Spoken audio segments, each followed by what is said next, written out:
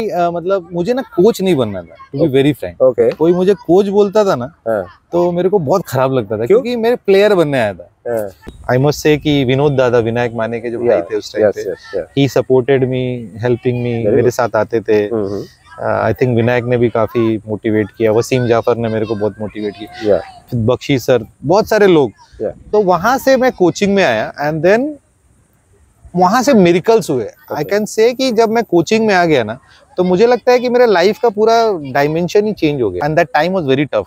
Every Tuesday I used to catch a train, Wednesday Hyderabad, Mumbai से हैदराबाद, हाँ Hyderabad, Thursday को वापस मुंबई। तो वो किया, तो वो बहुत ही मतलब डिफिकल्ट टाइम था। एंड देन एक दिन मेरे फादर का कॉल आया और उन्होंने बोला कि मुझे कैंसर हुआ है, स्टेज 4 कैंसर। 300 जिस दिन किया था उसके फादर मेरे से मिलने आए एयर इंडिया ग्राउंड पे।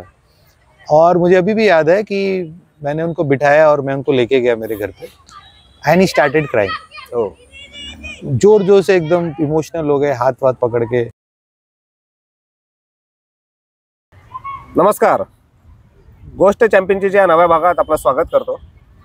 मुंबई ही आपल्या देशाची आर्थिक राजधानी आहे, पण त्याचबरोबर मुंबईची खरी ओळख जी आहे ती क्रिकेटपटूंची, श्रीमंत क्रिकेटपटूंचं माहेरघर म्हणून या मुंबईला ओळखलं जातं। आणि त्याचबरोबर सिनेस्टार, चित्रपट तारिकात, चित्रपट स्टार यांचं हे माहेरघर म्हणून ओळखलं जातं। याच मुंबईत अनेकांचे पाय ओढले जातात, ते करिअर करण्याच्या हेतूनं किंवा क्रिकेटमध्ये, चित्रपटात आपलं स्थान, आपलं नाव निर्माण करावं म्हणून।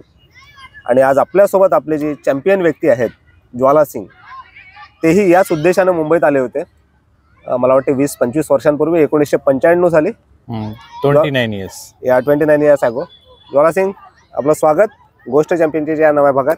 मला माहिती आहे तुम्ही मराठी चांगलं बोलता, मुंबईत आलेली व्यक्ती मराठी बोलणार नाही असं होतच नाही। मी थँक्यू मला एवढा ऑपॉर्च्युनिटी दिल्यासाठी की मी तुमच्या समोर येऊ आणि तुमचे दर्शक बरोबर मी थोडा गप्पा करू, इंटरॅक्ट करू। यस, आणि you can speak in Hindi also and English also, no problem. मी ट्राय करणार जेव्हापर्यंत मी करू शकतो, बिकॉज तुम्हाला एक गोष्टी सांगतोय, जो पण मला भेटतात ना ते हिंदी नाहीतर मराठी, इंग्लिश मध्ये ते स्टार्ट करतात। मी त्यांना ऑलवेज सांगतो की तुम्हाला पाहिजे मी मराठी शिकू नये, तर I will try my best to do that. Sure sure, welcome welcome.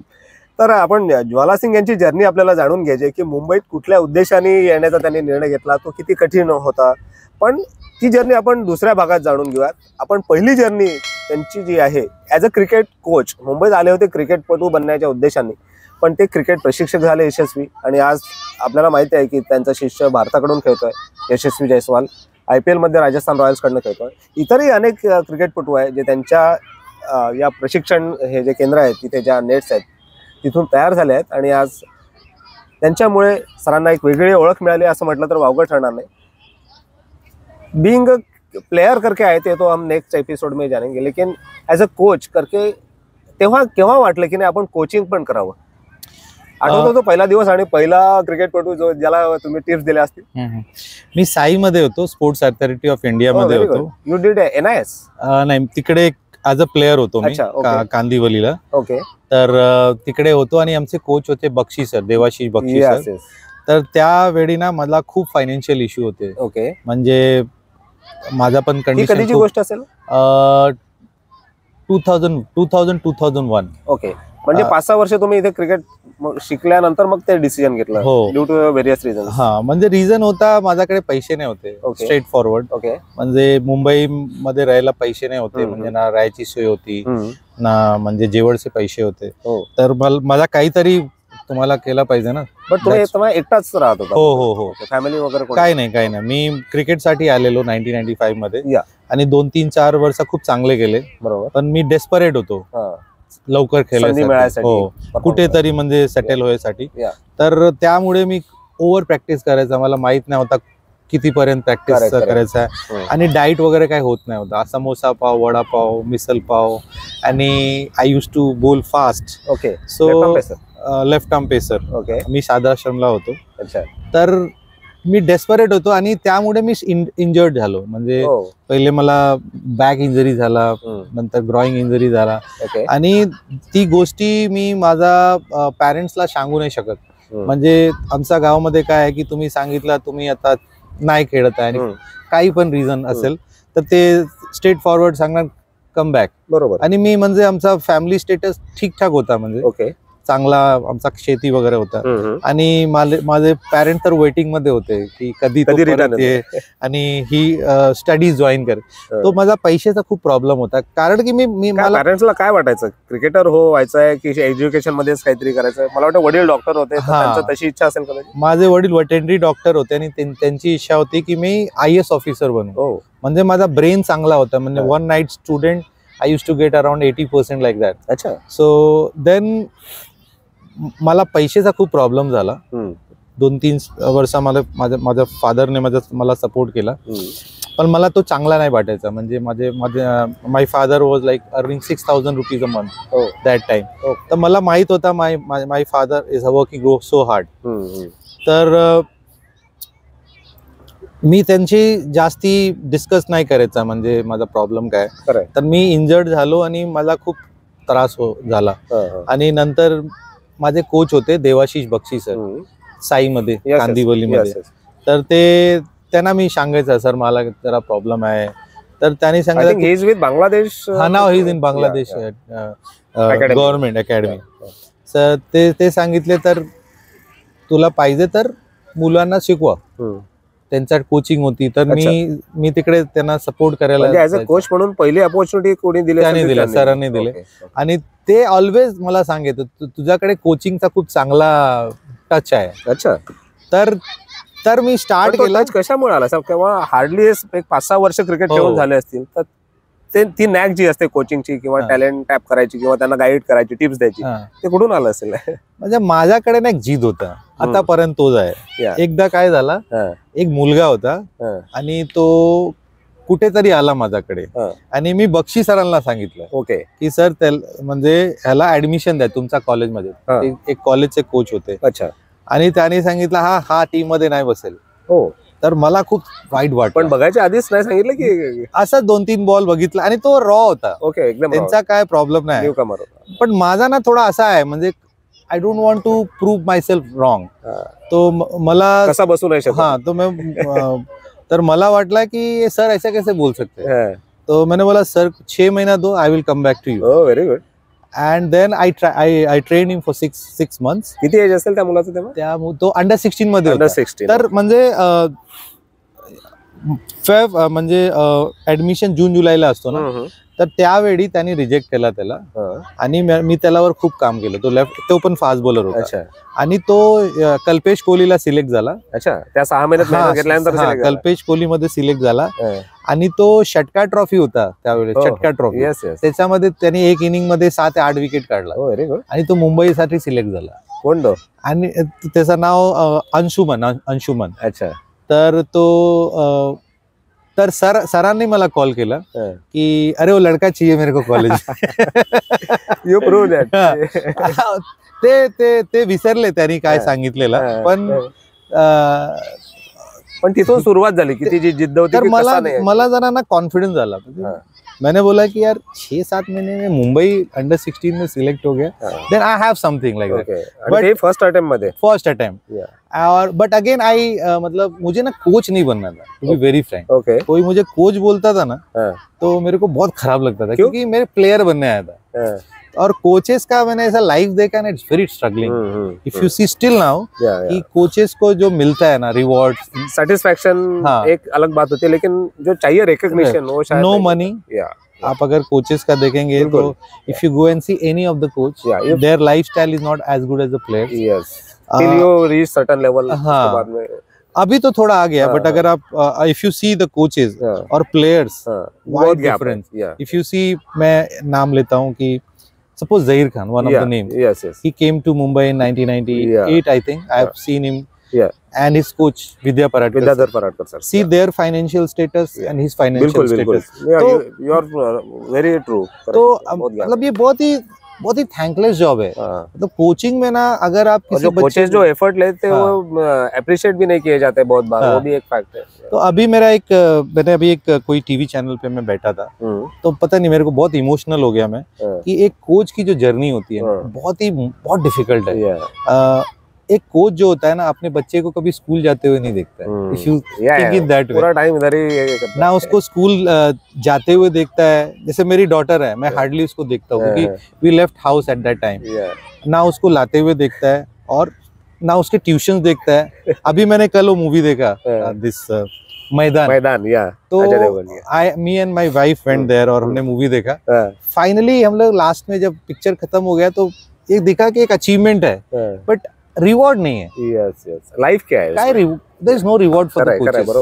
Players are getting crores of rupees and coach if he fails in one attempt त्याला काही भेटत नाही। तर मी ना तो मला मनात होता कोचिंग मध्ये काय आहे नाही, पण मला वाटतं तो माझा डेस्टिनी होता। But I am doing well with all experience. आता किती सॅटिस्फाइड आहात? I am very happy now because मुझे हमेशा से लगता है ना कि मैं शायद कोचिंग इंडस्ट्री को बदल दूंगा। अच्छा, this is what I feel कि because I am MBA in sports. Okay. I am level 2 coach also. Yeah. So level 2 तो अभी किया मैंने, वो भी लास्ट में किया। इतने इंडिया प्लेयर बनाने के बाद I did my coaching degree. Okay. So कहाँ पे किया?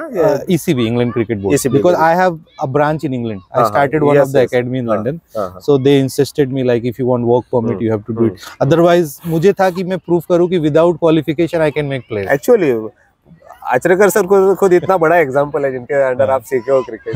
कौन सा लेवल, कौन सा सर्टिफिकेट है, लेकिन कितने प्रोड्यूस किए टेस्ट प्लेयर्स और किनके कोचेस प्रोड्यूस किए। बेसिकली मुझे लगता है ना coaching is more of a good observation job. Actually if you can observe the things with your open mind and can accept the changes, coaching is not a rocket science. बहुत सारे players होते हैं ना उनको ego होता है कि मैं ये खेला हूँ, मैं ये खेला हूँ, मैं ऐसा खेला हूँ।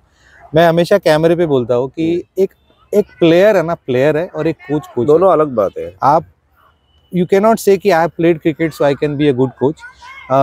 प्लेयर हो all due respect, but coach एक अलग होता है क्योंकि प्लेइंग में क्या होता है, you are handling your brain and your body, you are responsible for only one thing. But coaching में ना with one brain and one body you have to handle so many things, so then your intelligence works. तो again coming back to the question, मैं coach नहीं बनना चाहता, but as you ask कि how happy I am, I'm really happy क्योंकि मुझे लगता है कि जो मैं बनना चाहता था उससे ज्यादा बेटर कर रहा हूँ। I have opportunity to create many India player, और तो I'm really happy.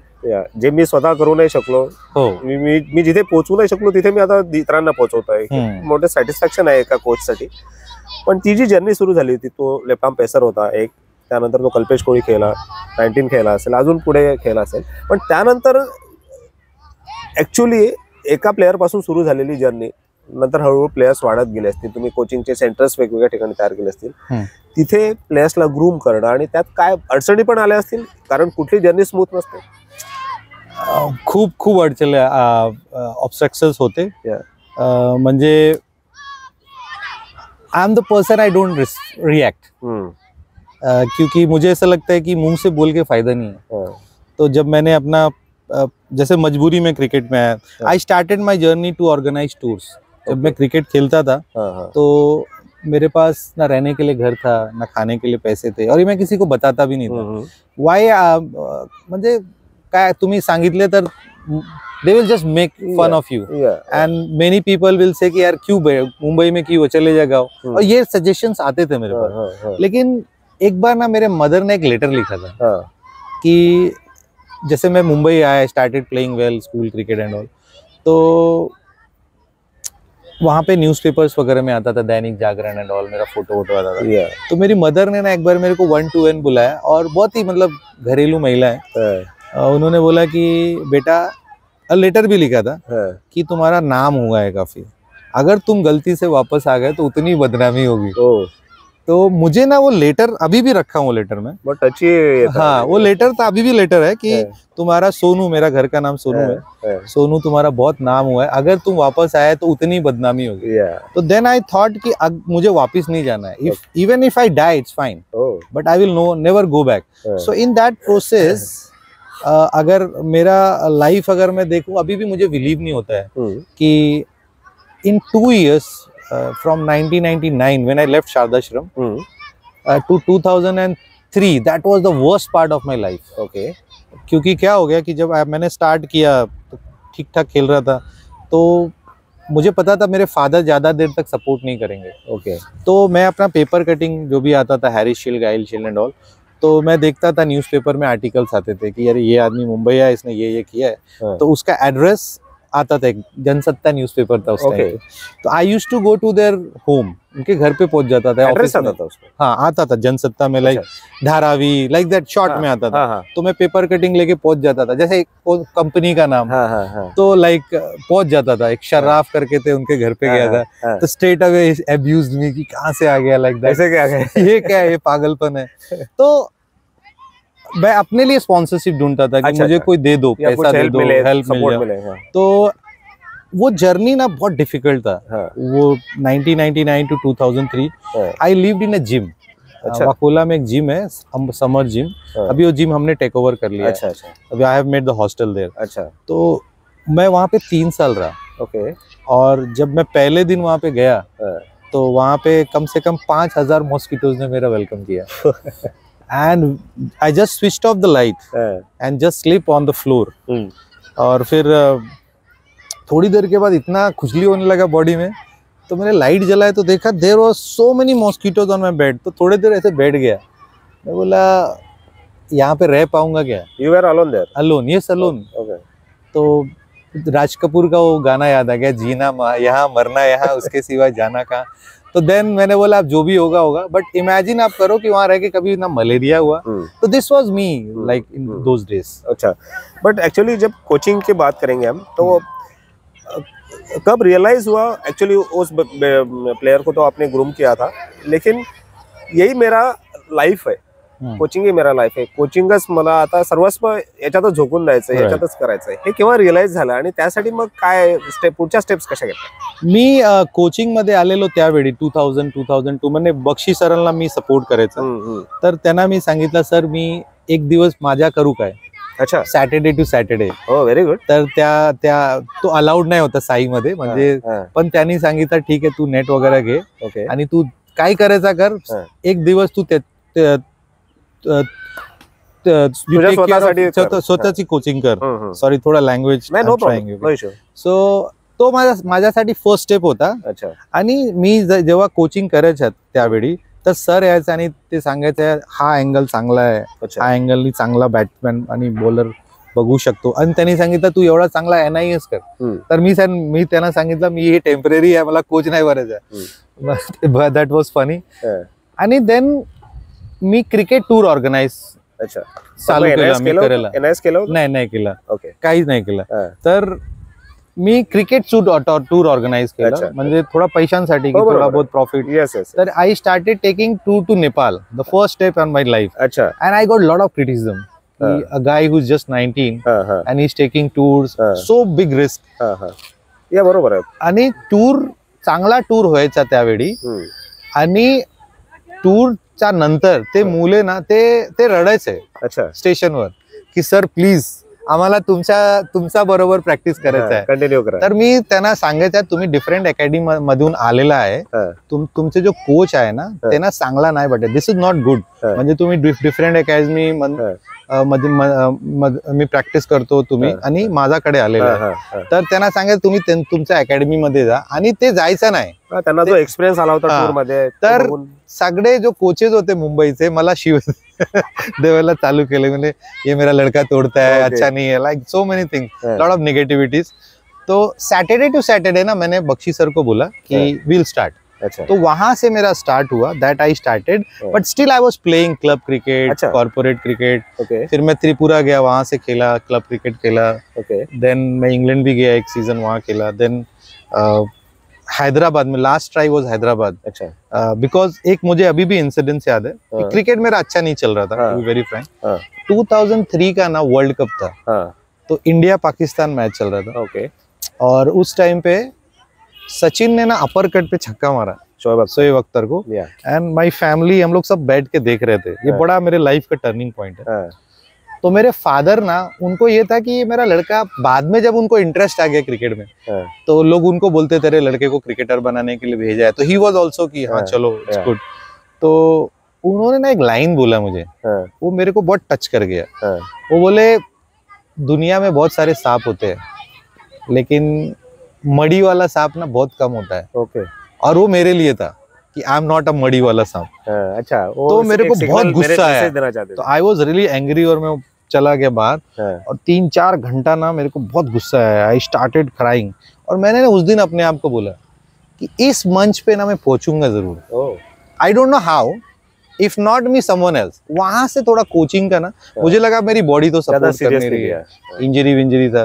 तो वहां से मेरे दिमाग में आया कि अगर मैं क्रिकेट नहीं खेल पाया तो मैं एज अ कोच पहुंच सकता। That was the first clue of my life. Then I came back और दोनों चल रहा था, कोचिंग भी चल रहा था, प्लेइंग भी चल रहा था। तो धीरे धीरे लड़के जुड़ने लगे एक एक करके। फाइनली ड्रीम तो क्रिकेट खेलना ही था।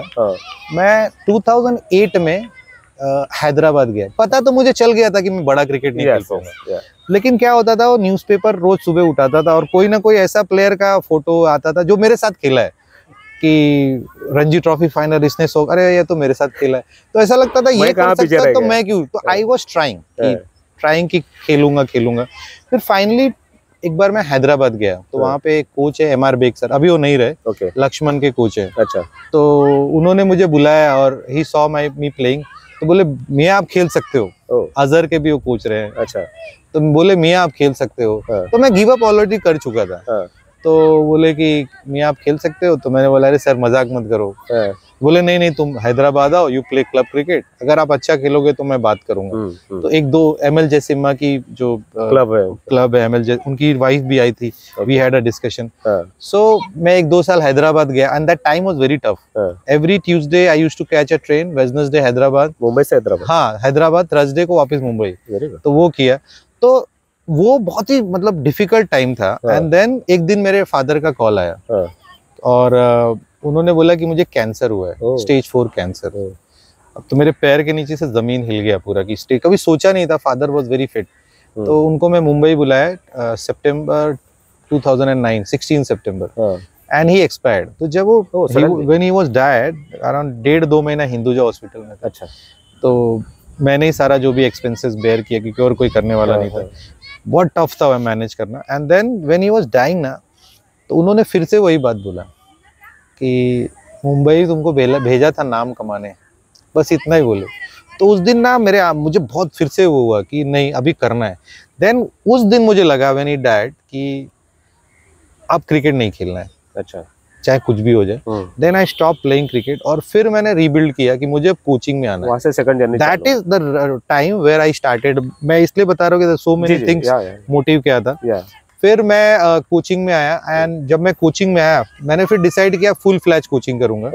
और उस टाइम पे ना नेट का भाड़ा देने के लिए भी पैसा नहीं था। 3400 एयर इंडिया ग्राउंड का नेट था। कोई फीस देता नहीं था, ऐसे ही चलता था। तो पहले 2-3 महीना तो बहुत अनकंफर्टेबल हुआ कि अभी क्या करूँ। फिर बोला नहीं होएगा। तो there are so many people who help me that time. I must say कि विनोद दादा, विनायक माने के जो भाई थे उस टाइम पे, he supported me, helping me, मेरे साथ आते थे। आई थिंक विनायक ने भी काफी मोटिवेट किया, वसीम जाफर ने मेरे को बहुत मोटिवेट किया, बख्शी सर, बहुत सारे लोग। तो वहां से मैं कोचिंग में आया एंड देन वहां से मिरेकल्स हुए। आई कैन से कि जब मैं कोचिंग में आ गया ना तो मुझे लगता है कि मेरे लाइफ का पूरा डायमेंशन ही चेंज हो गया। और turning point. Yes. And then मुझे एक आदमी मिले उसी टाइम पे कोचिंग के थ्रू ही, mister Lal Bharwani. Okay. Mitsui Soji आप जानते हैं, he is the owner of that company. तो अपने बच्चे के लिए आए थे। अच्छा। उन्होंने भी वो टूर्नामेंट के लिए। हाँ। तो उनको मैंने बताया and he asked my story. I don't know why he asked. तो उन्होंने मेरा स्टोरी पूछा तो कुछ बोले नहीं। और फिर उन्होंने ना मुझे जो आइडियाज दिए, बिजनेस आइडियाज और कैसे होना चाहिए लाइफ में, उन्होंने एक चीज बोला मुझे अभी भी याद है। एक दिन मैं जूहू बीच पे प्रैक्टिस कर रहा था, उन्हीं बच्चों को सिखा रहा था। तो उन्होंने एक चीज बोला कि आप इतने लड़कों को सिखा रहे हो, इसमें से कितने बच्चे आपको फीस देते हैं? अच्छा। Hardly 1 or 2। बोला यस। तो उस टाइम तो मैं ऐसे ही करता था। तो बोले आपके एक मिनट का वैल्यू है और एक सेकंड का ना डॉलर्स और रुपीस में कन्वर्जन आना चाहिए, then you will be successful.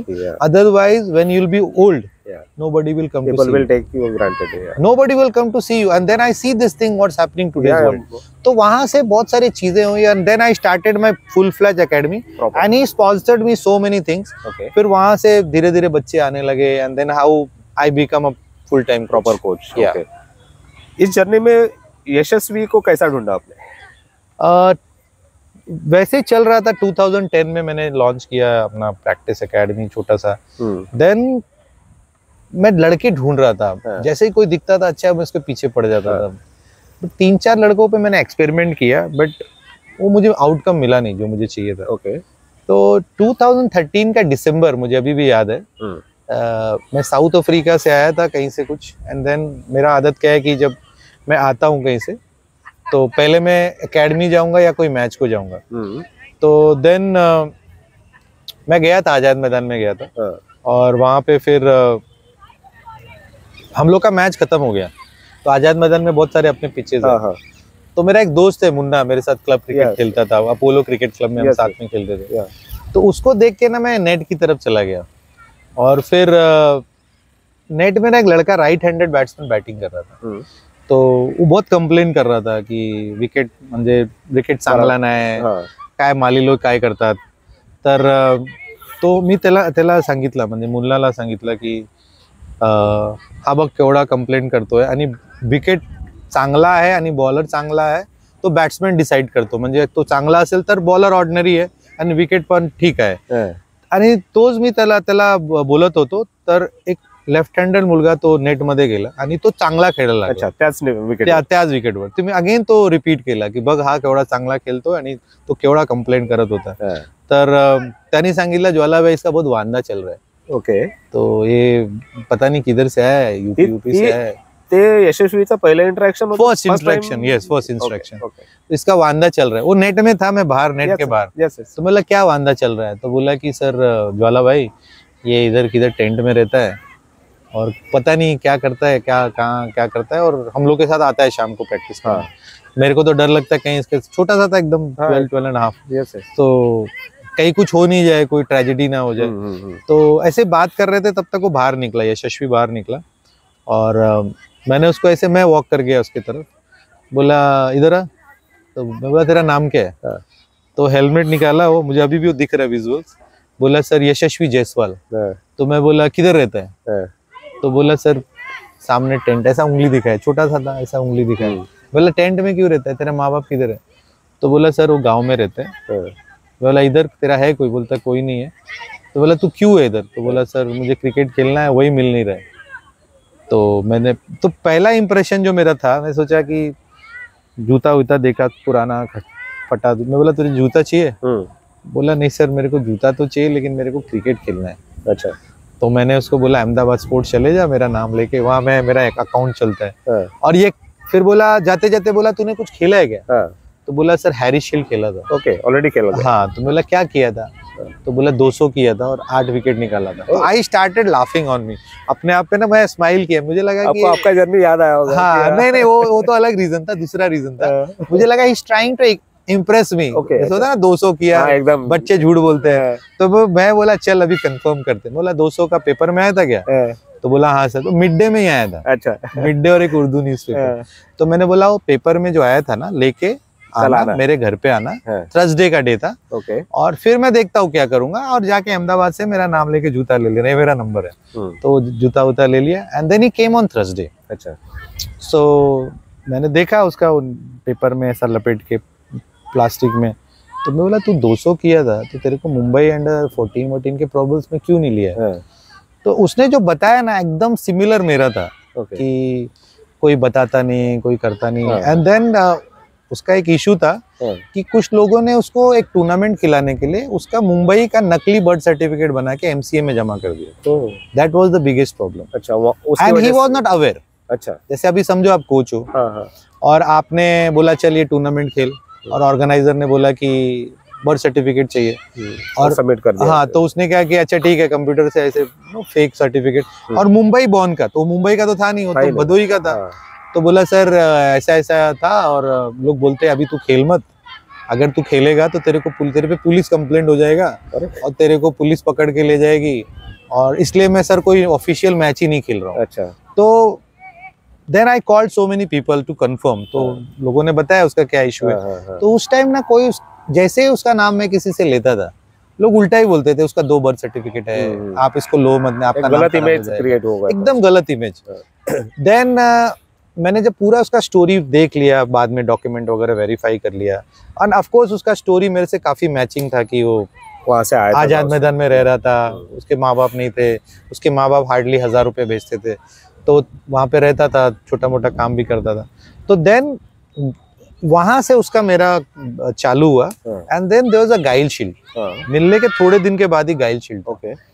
तो मैंने बोला अभी तेरा कौन सा टूर्नामेंट है नेक्स्ट? तो बोला सर गाइल शील्ड, लेकिन मैं खेलूंगा नहीं, ऐसे ही बोला। बोला क्यों नहीं खेलेगा? बोले वो आजाद मैदान में लोग बोलते हैं ये साल मत खेल, अगले साल खेल। अंजुमन इस्लाम, हाँ तभी अंजुमन में था।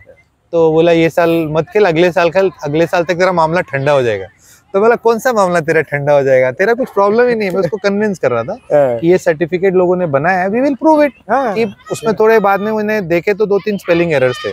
बाद में एमसीए में डॉक्टर शेट्टी से मैंने बात किया, दैट सॉल्व्ड आउट। तो बोला नहीं सर, मेरे को भी लग रहा है कि नहीं खेलूं, नहीं तो मेरा करियर ये हो। बोला अगर मेरे पास रहना है तेरे को, तो फिर तेरे को ये टूर्नामेंट खेलना है, जो भी होएगा ना आई विल बी रिस्पॉन्सिबल, और मेरे पे ट्रस्ट कर। तो गया मेरे प्रेशर में, पहला मैच खेला, 47 रन किया और 5 विकेट निकाला। फिर शाम को आया, तो मैं बोला क्या हुआ, पुलिस आई?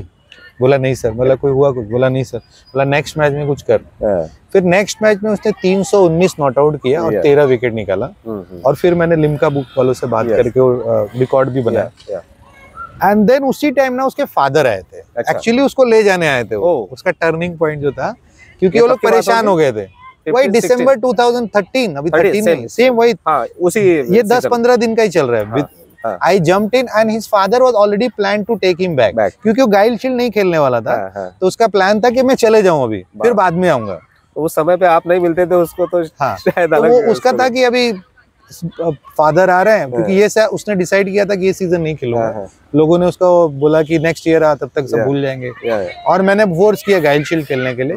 तो सेम डे उसके फादर आए थे, एंड 300 जिस दिन किया था, उसके फादर मेरे से मिलने आए एयर इंडिया ग्राउंड पे। और मुझे अभी भी याद है कि मैंने उनको बिठाया और मैं उनको लेके गया मेरे घर पे, एंड ही स्टार्टेड क्राइंग। जोर जोर से एकदम इमोशनल हो गए, हाथ वाथ पकड़ के, और बोले सर मेरा लड़का 1-1.5 साल से बहुत परेशान था, कोई इसको खेलने नहीं दे रहा था, हम लोग को कुछ समझ में नहीं आ रहा था।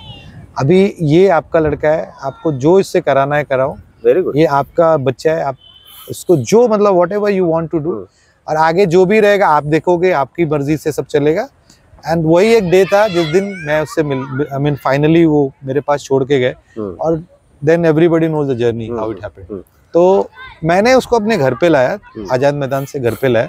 मेरा 2 था, एक 1+1 चॉल था जहाँ से मैं स्ट्रगल करके गया, अभी भी मैंने रखा है। अच्छा। तो मैंने उसका सामान वामान उधर रखा, और मुझे भी याद है कि जब फर्स्ट डे आया था वो तो एक बक्सा था उसका गांव वाला, जो नहीं गोविंदा के पिक्चर में हम देखते थे, और एक मच्छरदानी था। बोला ये सब क्यों लेके आए?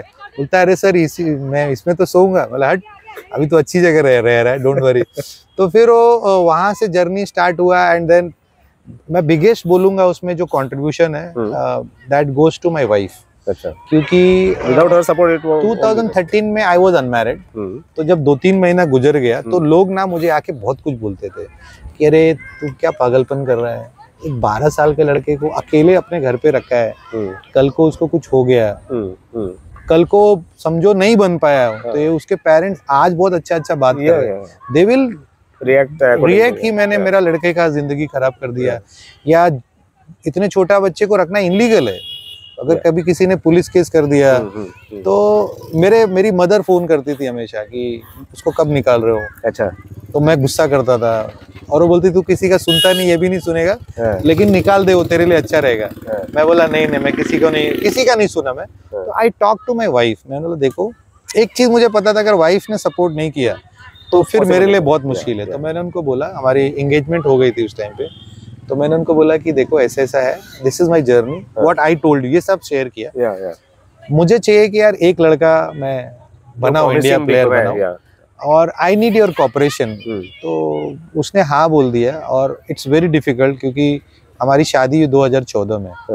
तो एक मैरिड लाइफ में ना, एक 12, 13, 14 साल का जो भी वो लड़का था, 12 13 साल का था, रखना वाज वेरी टफ टास्क, क्योंकि वो ना वो एक जिम्मेदारी है। आई वाज जस्ट बोलते ना एक बच्चे को मैं पाल रहा था, उसका एजुकेशन, उसका प्रॉब्लम सब कुछ, एंड उसका ना बचपन में बहुत बहुत मिस्टेक्स करता था, बहुत भुलक्कड़ था।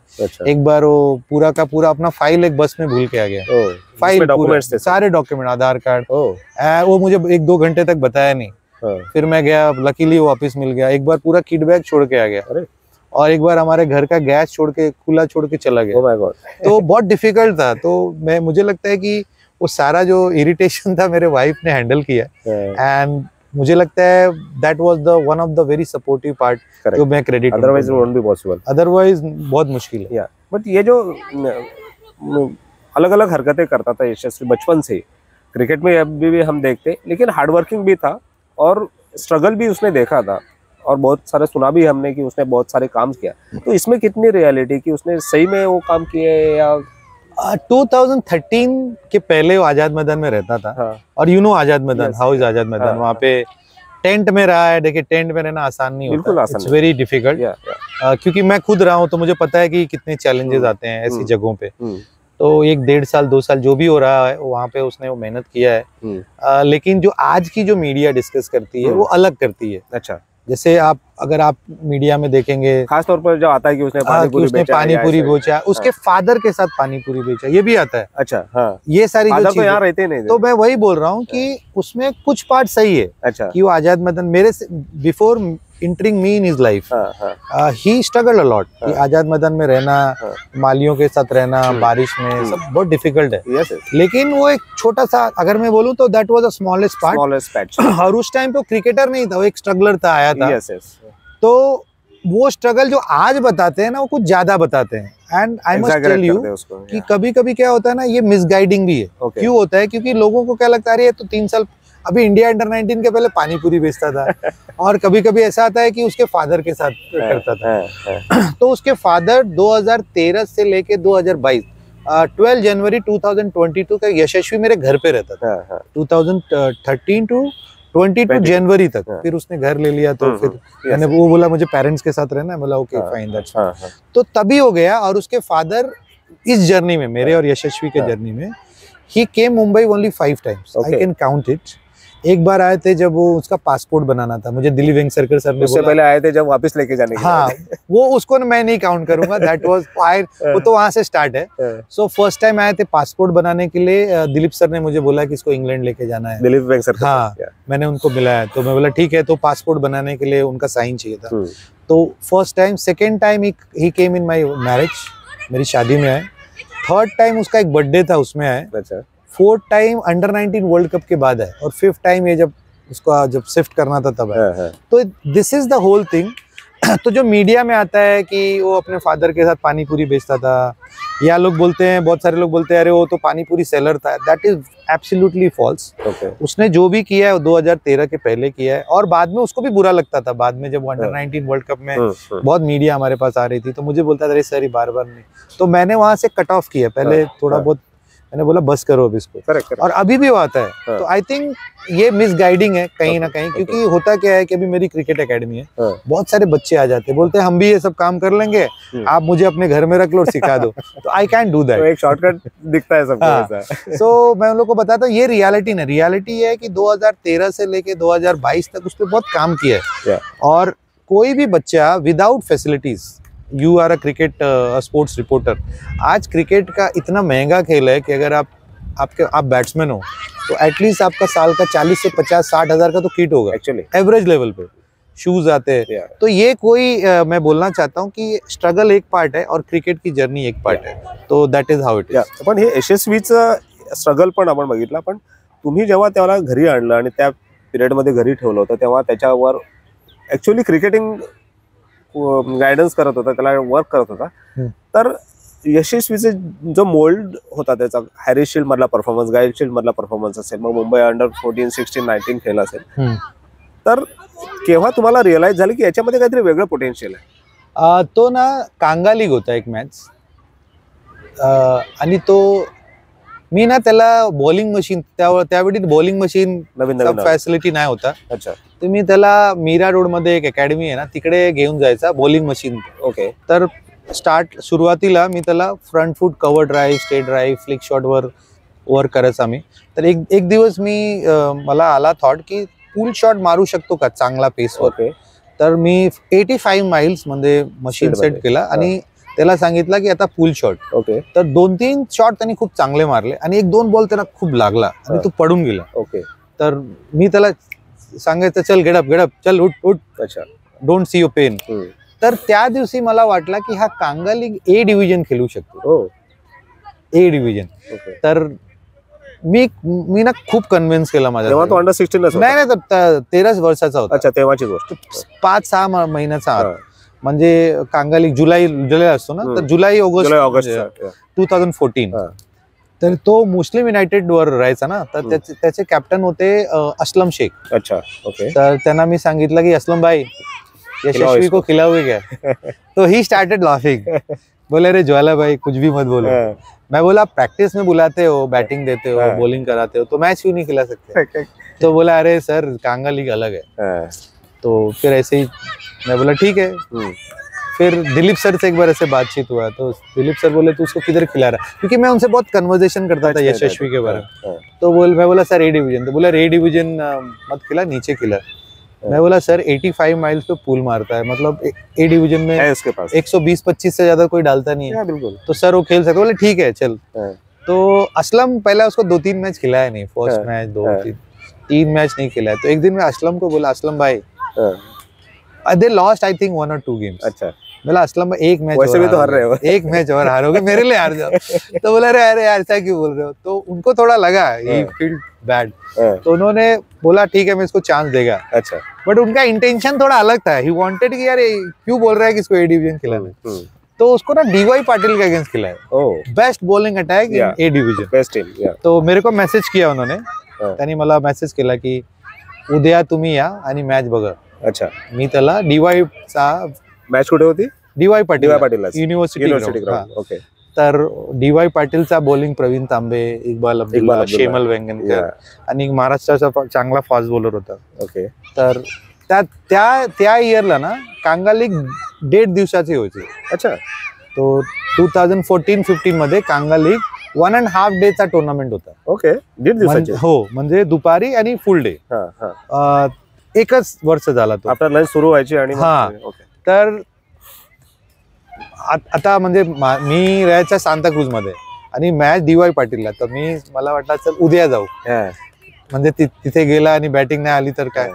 तर तो परत आला घरी आणि सांगितलं मी 8 नंबर आहे आणि मी 6 वर खेळतोय. ओके. नॉट आउट होता. हा नॉट आउट. Very good. तर त्याला मी सांगितलं ना की मी येतोय मॅच साठी. ओके. तर मी तिथे गेलो आणि त्याचा बॅटिंग बघितला. त्यांनी 137 बॉल खेळला. ग्रेट. फर्स्ट मॅच कांगा लीग ए डिव्हिजन. आणि तो शेमल वेंगणकर आणि ते खूप म्हणजे चांगले बॉलर्स होते. इक्बाल IPL आणि तो एवढा चांगला बॅटिंग तो केला ना त्या दिवसा मला वाटला की हा वेगळा प्लेअर आहे. आणि नेक्स्ट मॅच मध्ये शिवाजी पा जिमखानाचा बरोबर मॅच होता आणि रमेश पवार होता त्यामध्ये. आणि तो रमेश पवारला खेळून गेला म्हणजे 25 नॉट आउट आणि 3 विकेट. त्याने रमेश पवारला आउट केला. अच्छा. Leg spin. हा. आणि 25 नॉट आउट केलं तरी. अच्छा. तर मला त्या 2 मॅच मध्ये ना मला वाटलं की हा प्लेअर ना बनेल आणि then everything is behind. Do you think की Yashasvi as a batter batsman तर ग्रेट आहेच तो, त्याच्याकडे तो सेन्स आहे, मॅच्युरिटी आहे, पण equally good as a leg spinner also. Yes, I think जब वो मेरे पास आया था ना तो जब मैं उसका बॉलिंग देखा तो I used to tell him always कि अभी भी मैं उसको बोलता हूँ कि गोल है ना वर्ल्ड का बेस्ट ऑलराउंडर. अच्छा. क्योंकि मैं हमेशा बोलता था कि उस टाइम में ना कुछ प्लेयर्स थे उसके बैच के लाइक अरमान, पृथ्वी, तो ये सब सीनियर प्लेयर्स थे. लेकिन मेरा विजन था कि आगे जाके इनके साथ कहीं ना कहीं हम लोग भिड़ेंगे क्योंकि इसी में से जाएंगे. बराबर. तो मैं उसको बोला कि देख ये जो लड़के हैं ना ये भी रन बना रहे हैं, तू भी बनाएगा. तो तू how you are different, so your bowling has to make you different. तो वो उसको मैं समझाता था कि कल को मुंबई खेलना है. एकदा आठवते MPL मध्ये मी बघितली होती त्याची बॉलिंग आणि तिथे त्याने 3 की 4 विकेट घेतले होते फर्स्ट मॅच मध्ये. नाही 2 ना 3 घेतले. 2 की 3 विकेट. त्यांनी पहिला मॅच 37 केलेला आणि 1 या 2 विकेट आणि नेक्स्ट मॅच 51 केला तो मारलेला पार्टी. त्याला मी बॉलिंगवर always I use to tell him की बॉलिंग पण ते नॅचरल होती बॉलिंग की नाही नॅचरल बॅटिंग मध्ये आम्ही खूप काम केला म्हणजे माझा जो नॉलेज होता खूप काम केला आणि मी त्याला घेऊन जायचा वसीम बरोबर. काय वेगळं होतं, हंगर जास्त होती, रन्स करायची भूक जास्त होती इतर प्लेयर्स बद्दल, कारण त्याच्यासोबत तेव्हा ग्रुपमध्ये अजूनही प्लेयर्स असतील, त्याच्यामध्ये वेगळं काय असं की फायटिंग स्पिरिट होती? त्याचा जो मेंटल स्ट्रेंथ आहे ना तो डिफरंट आहे. अच्छा, त्याने कधी बोलून दाखवलं होतं की मला इंडिया खेळायचं आहे, मला तिथे पोहोचायचं आहे, असं काही गोल त्याच्यावर? आम्ही तर एव्हरी नाईट यू डिसाइड, पण त्यांनी स्वतःनी काही म्हटलं? एकदा झालेला काहीतरी, म्हणजे तो IPL फर्स्टला खूप फ्लॉप होता. हो, तर तो डरायला लागला. म्हणजे त्यांनी इंडिया तर होताच, आम्ही म्हणजे मी ऑलवेज त्याला सांगायचा माझा स्टोरी की वाई एम सपोर्टिंग यू. तो इंडिया तो था हम लोग का गोल की खेलना है, अभी कब खेलेंगे क्या खेलेंगे that was totally different. But एक बार उसने खुद से बोला मुझे कि जब वो IPL में फर्स्ट IPL में he was very 3 innings 40 runs, there was lot of criticism.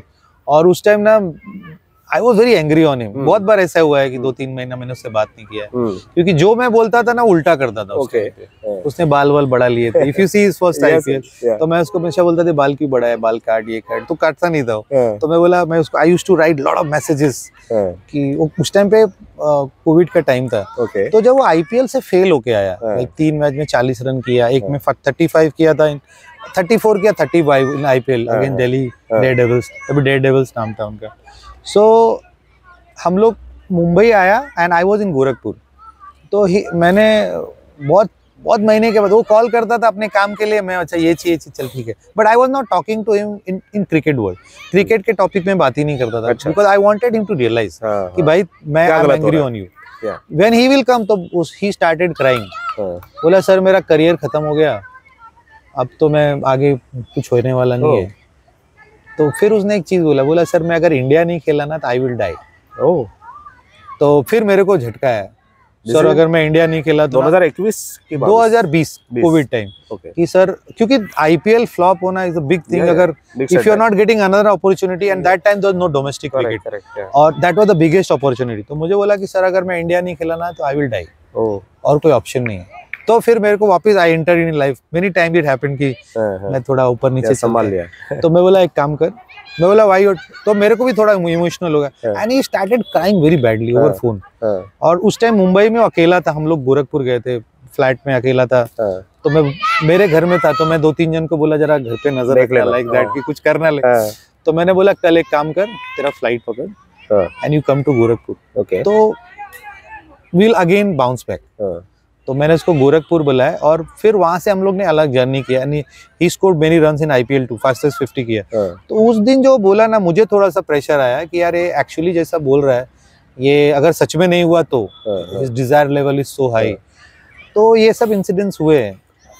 यशस्वी तो एक उसके मुकाम तक पहुंच गया.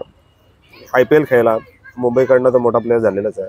इंडिया टेस्ट खेळला, 100 केले टेस्ट मध्ये, सगळे गोल्स अचीव केले त्याने. पण यशस्वी सोबत इतरही प्लेयर्सला तुम्ही गाईड केलेला, त्यात पृथ्वी असेल किंवा इतरही, तर यांचा अनुभव कसा होता? ते पण त्याच फायटिंग स्पिरिटने रिस्पॉन्स करायचे? पृथ्वी माझ्याकडे होता 15, 16, 17. पृथ्वी आलेला एक दिवस, तो आम्ही एअर इंडियावर प्रॅक्टिस करत होतो, आणि तो वॉक इन केला. आणि मुंबईचा ना अंडर 16चा 2 मॅच लास्ट डे तो खेळलेला नाही. तर त्यांचे वडील ना माझे समोर आले, आणि ऐसे कभी हम लोग बात नहीं करते, ऐसे एकदम फेस टू फेस आ गए. आणि ते आले, आणि मी सांगितलं पृथ्वी मॅच मध्ये नाही का, मुंबई टीम मध्ये नाही का. तर त्यांनी सांगितलं त्याचा नी वर थोडा प्रॉब्लेम आहे, त्यामुळे तो नाही खेळतो. Actually he was dropped that time. So I thought it's fine, okay. So मैं थोड़ा और आगे गया, और वो ना रनिंग कर रहा था ऐसे पैड पहन के. तो मेरे दिमाग में आया कि अगर इसका नी का इंजरी है तो रनिंग क्यों कर रहा है. तो फिर मेरे को पता नहीं क्या आया, मैं बोला पृथ्वी, उसने भी वही टाइम पे बोला गुड इवनिंग सर. बोला गुड इवनिंग. नॉर्मली ऐसा कन्वर्सेशन मेरा था नहीं उसके पहले. तो मैं बोला कि क्या कर रहे हैं. बोला सर मेहनत कर रहा हूँ. मैं बोला क्या मेहनत कर रहा है. बोला सर रन बनाना है तो मेहनत करना पड़ेगा. तो मैंने बोला राउंड मारने से रन बन जाएगा. तो बोला पता नहीं सर, और भाग गया. तो मैं उसी जगह पे खड़ा हो गया ऐसा थोड़ा देर. फिर वो आया, मैं बोला एक काम कर, तू मेरे नेट में आएगा क्या बैटिंग कर. तो बोला हाँ सर आता हूँ. ही वॉज सर्चिंग कि कहीं अच्छा प्रैक्टिस मिल जाएगा. तो ही केम टू माई नेट्स, और मैंने उसको थोड़ा बैटिंग करते देखा तो मुझे लगा मोस्टली ना उसका कुछ टेम्परामेंट इशू है कि ओवर थिंकिंग है, कंपेयरिंग विद अदर्स, क्योंकि उस time Sarfaraz under 19 world cup खेल गया था, अरमान वाज प्लेइंग, तो मेरे को समझ में आ गया क्योंकि तीनों एक साथ के प्लेयर्स थे। डिस्टर्ब हो गया था। तो मैंने बोला कि एक काम कर, फिर उसके फादर को बुलाया मैं बोला एक काम कर, you can come here for some days, 15 days आ जा, और अगर तुझे लगता है कि कुछ वर्कआउट हो रहा है तो ठीक है, अदरवाइज यू कैरी ऑन। तो वो आया, 15 दिन आया और उसका ना एनसीए में सिलेक्शन हो गया। अच्छा, that was a surprise, zonal camp में। तो आई वाज मतलब सरप्राइज था क्योंकि मे बी पास्ट रिकॉर्ड्स पे आ गया होगा। तो मैं ना उसके फादर के कंधे पे हाथ रख के एक चीज बोला, मैं बोला आज के बाद है ना आपका लड़का कभी पीछे मुड़ के नहीं देखेगा। दैट वाज माय लाइन, और मुझे अभी भी वो याद है। और वो एनसीए में गया, उसने 300 किए। ओके, और फिर बारिश आ गया एज यूजुअल। तो मैंने ना एक वकोला में इंडोर बनाया था। ओके, आप आए वहाँ पे? तो उसके डैड को पता चला, तो ही कॉल्ड मी। तभी था कि चलो 15-20 दिन हो गया, I was working on Yashasvi only. तो उन्होंने कॉल किया, बोला सर मैंने सुना आपने इंडोर बनाया, हम लोग आए क्या? तो मिला जाओ। और मैं बोला अरे आएगा तो 1 घंटा इसको भी देना पड़ेगा। मैं वो कैलकुलेशन में था कि बॉलर कहाँ से मिलेंगे, थोड़ा हमारा यशस्वी का प्रैक्टिस कॉम्प्रोमाइज होगा। But I welcomed him and he started coming to me. तो वहां से उसका और मेरा जर्नी चालू हुआ। एंड देन मुझे एक चीज उसका याद है, 2016 था। तो 15-16 हम लोग ऑलमोस्ट, जब भी वो मुंबई में रहता था हम लोग साथ में प्रैक्टिस करते थे। यशस्वी वो हम लोग साथ every Saturday used to come to my place for Chinese, उसको चाइनीज बहुत पसंद है। तो मैं उसको लेके जाता था। तो फिर मुझे एक चीज उसका बहुत अच्छा लगा। एक दिन मैंने बोला तेरा इस साल सीजन का गोल क्या है? 2016 की बात है, सितंबर था, विनू मनकट के जस्ट पहले। तो बोला सर मेरे इस साल रणजी खेलना है। तो मैं थोड़ा ना हिल गया वो सुन के, क्योंकि उस टाइम पे कहीं पे पिक्चर में नहीं था कि वो रणजी खेलेगा। ओके, तो मैंने बोला, मुझे लगा कि ओवर एम्बिशियस हो रहा है थोड़ा। बोला ओके फाइन। उसके बाद वो विनू मनकट में उसने रन किया और इंडिया अंडर 19 सिलेक्ट हो गया उसी सीजन में। 16-17 सीजन जो अपना चलता है ना अक्टूबर, इवेंट फॉर एशिया कप। और फिर एशिया कप में कुछ 200-250 रन किया। और उसके बाद मैं ऐसे सोच ही रहा था कि शायद मुंबई अंडर 23 में आ सकता है, तब तक रणजी ट्रॉफी में आ गया। तमिलनाडु के अगेंस्ट डेब्यू किया, 100 किया। तो उसका जो क्वालिटी ऑफ क्रिकेट था, उसका एक और मैं इंसिडेंट बताता हूँ। जब वो इंडोर में प्रैक्टिस करता था तो बॉलर तो जूनियर बॉलर्स थे या एक आधा कोई जोर से डालने वाले थे, तो बहुत जोर शोर से मारता था नेट, ऐसा लगता था तो बिल्डिंग के ऊपर है। तो मैंने उसको बोला इधर आ। मैं बोला ऐसा बैटिंग करके कुछ फायदा है? बोला क्या गलत क्या है सर? मैं बोला तू यार तेरा एम ही नहीं, तू खाली बॉल मार रहा है। तो मैंने बोला अभी मैं तुझे एक टास्क देता हूँ। तो बोला क्या है? तो बोला, मैंने बोला तेरे लिए 140 बॉल रहेगा एवरी डे, एवरी सेशन। तू अच्छा बैटिंग करेगा तो मैं तेरे को 140 बॉल्स खिलाऊंगा and you score 100 over there. अच्छा, मैं फील्ड सेट करता था। अगर तू आउट हुआ नेट में तो तुझे बैग पैक करना है और सीधा घर जाना है। Very good, no bowling nothing. तो पहला एक बार वो आउट हो गया ऐसे ही, तो बोला फिर गार्ड लिया, मैं गया बोला चल पैक कर बैग। तो बोला अरे सर ऐसा कैसा, नेट है? बोला नेट नहीं है, मैच है ना बॉस। बोला नहीं सर यार। मैं बोला नो चांस। तो 1-2 बार वो आउट हुआ और उसके बाद I must give him the credit कि वो हम लोग करीब वो बारिश का 2-3 महीना हमने प्रैक्टिस किया, एक बार भी आउट नहीं हुआ। Every day is to play 140 balls. और हम लोग स्कोरिंग करते थे तो 112, 110। तो मुझे लगता है जो बाद में उसने 100 बनाया ना, temperament I think somehow develop हुआ रहेगा। तो ये इसके साथ उसके साथ एक्सपिरियन्स काफी आहे. बरोबर. आणि त्यामुळेच कदाचित रणजी डेब्यू असेल, इराणी कप डेब्यू असेल, इंडिया टेस्ट डेब्यू असेल, प्रत्येक वेळेस त्यांनी डेब्यू मध्ये 100 केलेलं आहे. आणि त्यानंतर आयपीएल मध्ये त्याचा परफॉर्मन्स चांगला राहिला आहे. सध्याही आयपीएल खेळतोय. पण अलीकडचं बघता थोडासा कुठेतरी साइड ट्रॅक झालेला वाटतो किंवा आउट फोकस वाटतो. There is another side of the coin.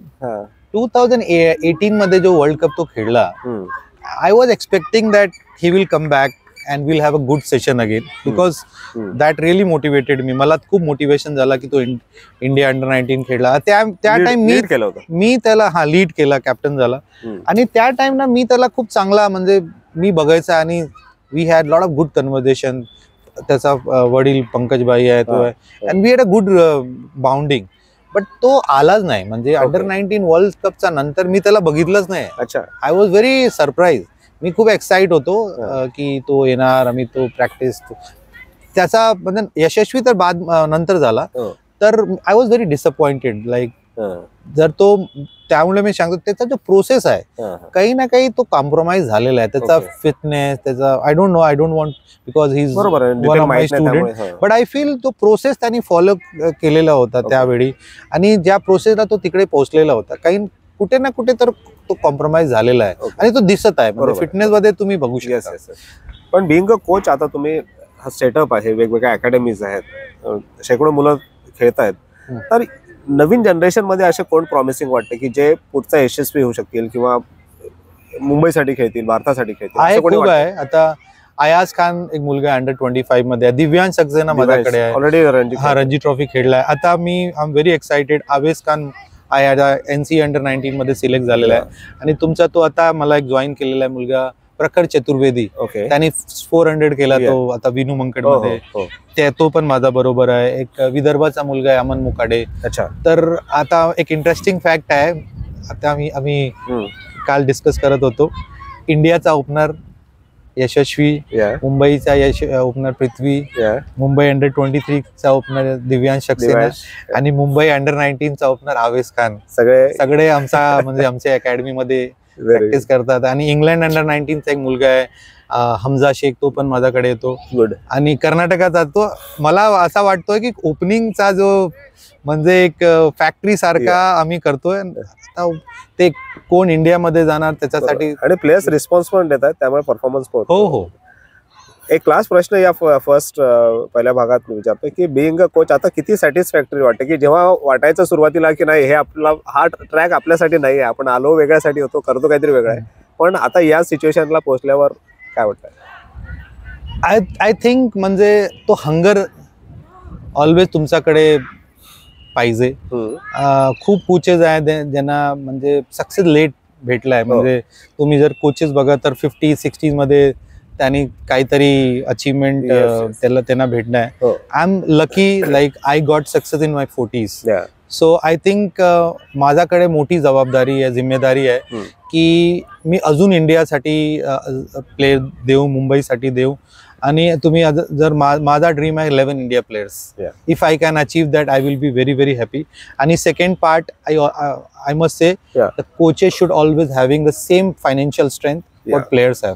That's very very important. खूप व्हॅलिड पॉईंट सांगितला आणि खूप महत्वाचा सांगितला, कारण जर कोचेसला स्टेबिलिटी असेल, त्यांना जर त्या स्टेटसला आल्यानंतर ती जर परिस्थितीला तेही स्ट्रगल करत असतील तर प्लेयर्सला पण कदाचित ते रिझल्ट, कारण की कोचिंग मध्ये पैसे पाहिजे. म्हणजे आता मी इन्फ्रास्ट्रक्चर मी डेव्हलप केलेला आहे, त्याच्या एक लाइन है बिजनेस वर्ल्ड है, मैं कोचेस को भी बोलूंगा कि पैसे का काम पैसा करता है. तो आई डोंट वांट कि somebody comes and give me shawl and नारियल, because I need money to develop infrastructure.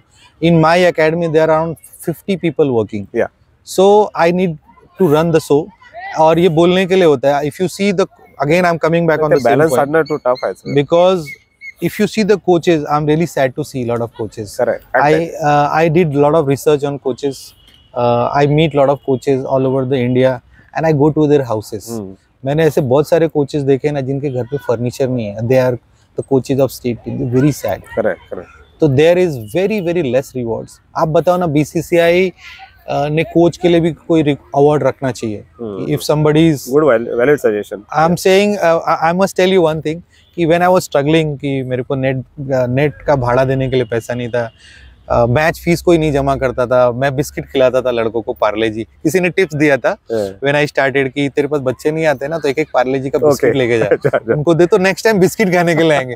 That was me in 2003. So I must say कि जो कोचेस है ना, they need more recognition, more rewards, because it's a very tough job. Correct.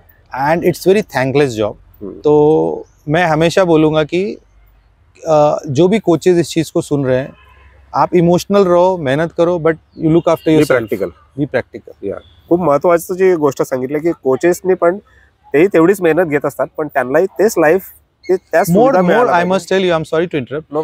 Coaches work more harder than a player. जैसे अभी मैं coach हूँ, ठीक है, मैं मॉर्निंग में आया, maybe I work with one group, वो ग्रुप का बच्चा गया, स्कूल गया and he sleeping on time. मैं मॉर्निंग में आया, मैंने प्रैक्टिस करा, then I am getting lot of calls, so many selections happens, and then फिर शाम को भी आना है अनदर ग्रुप, एंड एक लाइन है, a coach handles 100 of brain and bodies with 1 brain and body. मैं अगर एज अ कोच इंटर करता हूँ या कोई भी कोच ग्राउंड पे इंटर करता है, वो एक ब्रेन और एक body with lot of problems, family problem, social problem, financial problem.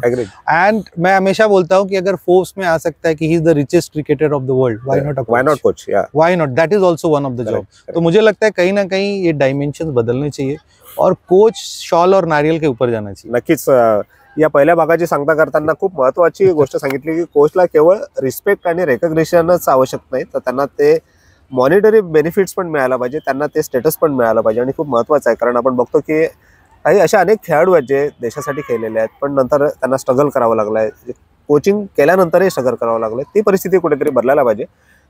धन्यवाद। आजच्या या चॅम्पियनच्या गोष्टीमध्ये आपण आपल्या चॅम्पियन कोचची गोष्ट आपल्या प्रेक्षकांपर्यंत पोहोचवली। आपण पुढच्या भागात तुमची जी जर्नी सुरू झाली होती मुंबईत ज्या कारणासाठी आले होते तेव्हाची रिस्क, तेव्हाचा स्ट्रगल तो पण जाणून घेऊया, पण तुर्तास थांबूया। धन्यवाद। Thank you so much.